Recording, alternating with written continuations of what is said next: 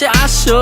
পকেটে টাকা আছে আর মাত্র 500 বাবা, গরু মুরগির দাম বেশি, আজকে সবাই মাছ খাবা। চিংড়ি মিংড়ি রুই টুই বল নাকি কাতলা, শিং মাছ নিয়া ভাবিরে জোর রানতে কোন পাতলা, ইলিশ আসছে দিয়া দেই কালকে আবার বৈশাখ। বাপ সাপ দেখে আমগো মনে হয় কি লাট সাপ, গরিব মানুষের বৈশাখ, ইলিশ মাছ না পুঁই শাক। সিলভার কাপ না তেলাপিয়া, আমার দেন পাঙ্গাস মিয়া।